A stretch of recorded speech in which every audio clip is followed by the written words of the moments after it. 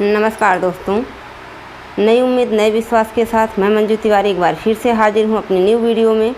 आशा करती हूँ कि आप सब अपना प्यार और विश्वास बनाए रखेंगे। प्लीज़ वीडियो अच्छी लगती है तो लाइक शेयर करना। जो भी भाई बहन चैनल पर न्यू आते हैं चैनल को सब्सक्राइब कर लेना।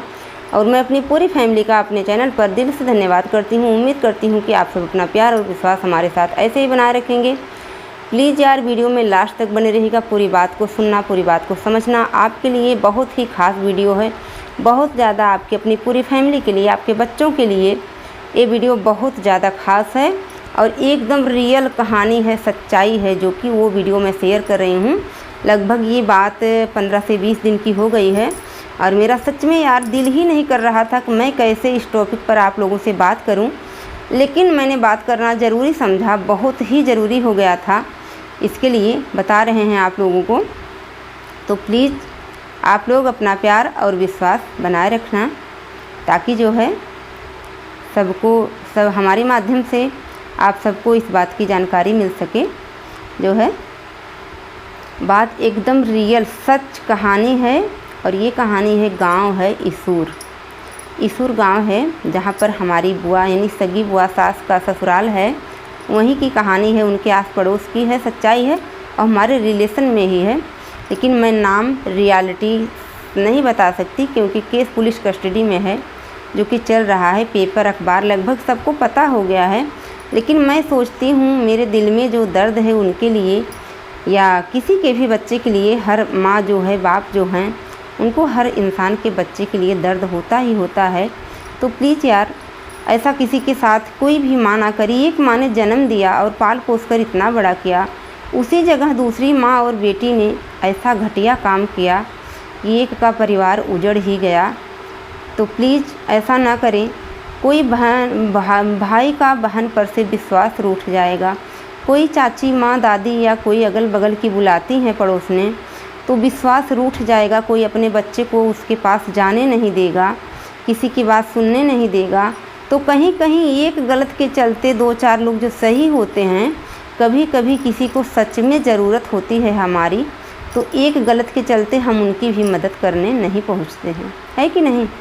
तो प्लीज़ आप सबसे हाथ जोड़कर विनती है, रिक्वेस्ट है, अपने बच्चे को समझा बुझा कर रखिए, किसी के पास ना जाएं और जाने से पहले अपने माँ बाप से परमिशन लिए बगैर किसी के घर ना जाएं बिल्कुल भी, क्योंकि ये कलयुग चल ही रहा है, इसमें कोई किसी का होता नहीं है।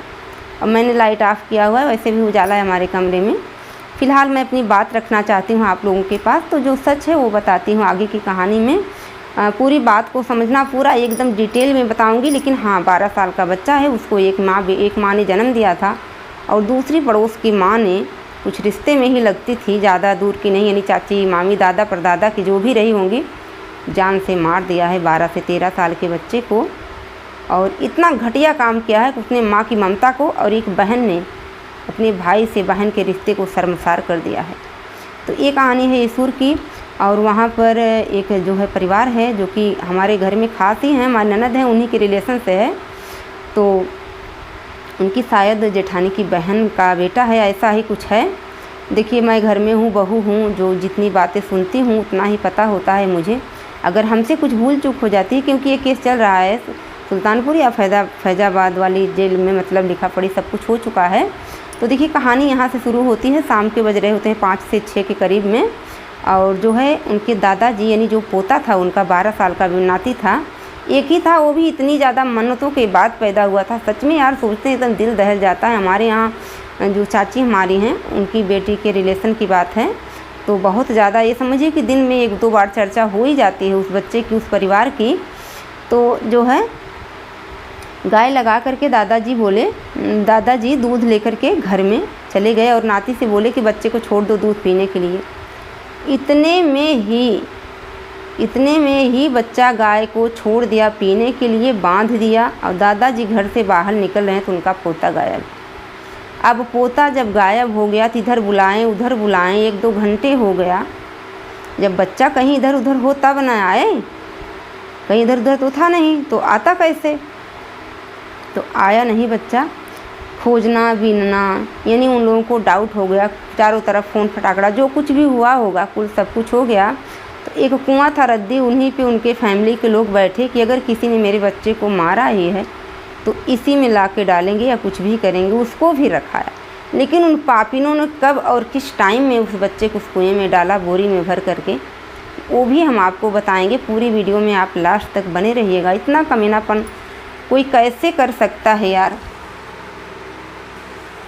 इतना गिरी हरकत, इतनी ओछी हरकत कोई कैसे कर सकता है। जिस दर्द से आपने अपने बच्चे को जन्म दिया उसी दर्द से उस माँ ने भी जन्म दिया होगा, लेकिन ऐसा करते उसे शर्म नहीं आई। फ़िलहाल भगवान की लिखनी है और उनको राम का वन का कहीं कब्जस लिखा ही हुआ था। एक तांत्रिक के कहने पर उन्होंने ऐसा किया था। अब किस रीज़न से किया था ये तो मुझे नहीं पता है, लेकिन उस बच्चे को बुला करके ले जाके घर में कपड़ा मुंह में डाल करके वो माँ बेटी उस बच्चे को मार के और पूरी रात बोरे में भर के रखती हैं।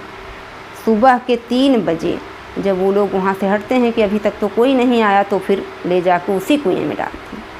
पूरी खोजबीन के बाद पुलिस आती है और कुएं में देखती है तो बोरा में बच्चे को, अरे भगवान सच में यार आपको दया नहीं आई, कम से कम किसी तरीके से तो उस बच्चे की मदद कर देते। लेकिन इतना ही दिन उनको भी धरती पे रहना लिखा था। सच में मतलब बता नहीं सकते, इतना ज़्यादा बताने में दर्द होता है। सोचिए वो लोग मारी कैसे, ये सोच लो कितना दुख हुआ होगा। तो उसके बाद निकाला गया और फिर मान लीजिए पता ही नहीं चला कौन कैसे क्या किया है। ये तो बात मैं बता रही हूँ क्योंकि अब जानकारी हो चुकी है। फिर ले जा कर के बच्चे को दफना दिया गया, यानी कि नदी में नहीं पौड़ाया गया, मिट्टी में, क्योंकि उसका पोस्टमार्टम हुआ उठा के ले जाके। तो वहाँ पोस्टमार्टम में पता चला कि उसका गला दबा करके उसको मारा गया है। यानी कपड़े जब मुंह में भर दिए उसके बाद माँ बेटियों ने उसको अपना क्या, वैसे भी अगर किसी के मुंह में या नाक में रुई या कपड़ा रख दो तो आधे घंटे पौने 15 मिनट में तो ऐसे ही आदमी चला जाएगा या बेहोश हो जाएगा। तो फिर तो वो माँ बेटी सारी पुलिस आई, छानबीन करने लगी। वो माँ बेटी एकदम निधड़क हो गई, सोची कि हमारा लोगों का काम बन गया। लेकिन भगवान कहते हैं पाप करने वाला, गलती करने वाला कोई ना कोई सबूत ज़रूर छोड़ देता है। तो क्या काम किया उस औरत ने, वो फ़ोन पे कर रही थी बात उस तांत्रिक से और बता रही थी कि बाबा आपने जैसा बोला था काम वैसा हो गया। अब यही बात किसी ने सुन लिया और सुन करके पुलिस में फिर जा कर के बताया और उसके मामा ने, बच्चे के साथ मामा और पुलिस आई उस बच्चे की, उसको फिर से निकाला गया कि हम चुप नहीं बैठेंगे भाई, एक ही भांजा होगा, जिसके घर में एक ही पोता होगा वो कैसे जीवित रह सकता है। उसके बाद पुलिस आई और बातों पर पुलिस कोई यकीन नहीं करती है, लेकिन जब सारे गांव के लोग इकट्ठा हुए तो उसमें वो औरत भी आई और आने के तुरंत बाद वो वहाँ से चली गई। यही उसकी सबसे बड़ी गलती, मिस्टेक हुई और पुलिस उसको बुलाई और पकड़ करके ले गई। फिर पूरी इन्फॉर्मेशन निकाल लिया तो सारा सब कुछ पता चला। जो तांत्रिक है उनकी बिटिया, उनको जेल हो गई है। बाकी की कार्यवाही जो कुछ भी है चल रही है। कहने की जाने वाला चला गया, रोने वाला झूठा हो जाता है। भगवान करें कि अभी उनकी उम्र है, अगर नसीब में हो तो जो है भगवान उनको ज़रूर दें बच्चा एक, और उनका घर फिर से खुशियों से भर जाए। लेकिन हाँ, अगर किसी माँ ने जन्म दिया है तो दूसरी माँ को या बहन को ये अधिकार किसी ने नहीं दिया यार। किसी बच्चे की, मैं तो सोचती हूँ कि पैरों तले अगर चींटी आ जाती है तो उसकी मतलब कुछ हो जाने से यार, मुझे अभी ना नया नया स्टैंड है, उसमें हम कुछ कर नहीं पा रहे हैं सही से। तो जो है निर्मम हत्या कर दी गई उस मासूम की, 12 साल के बच्चे की। उसका क्या कसूर था? और उन्होंने कोई दुश्मनी बस ऐसा नहीं किया था एक तांत्रिक के कहने पर। और आगे की क्या कहानी होगी वो तो मैं नहीं जानती कि उस तांत्रिक ने ऐसा क्यों बताया। मेरे हिसाब से तो उन दोनों माँ बेटियों को एक कदम पीछे, लेकिन उस तांत्रिक को फांसी की सज़ा होनी चाहिए और उन लोगों को भी कभी भी जीवन में सुख भगवान ना प्राप्त करें और ना ही उनको जेल से छुट्टी मिले। क्योंकि ज़िंदा रह के मरना सबसे बड़ा दर्द है। एक ही बार में गला घोट दो, उसको क्या दर्द होगा? कुछ नहीं। जीवित रह के पल पल घुटना, पल पल मरना, अगर इंसान ये पाए दर्द तो सबसे बेहतर है।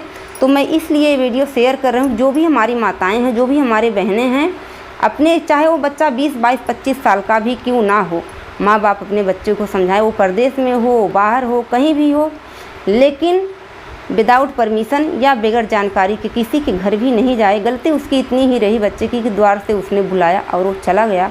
घर के अंदर ले जाकर के उन माँ बेटियों ने, पापिनों ने उस बच्चे के साथ ऐसा व्यवहार कर दिया।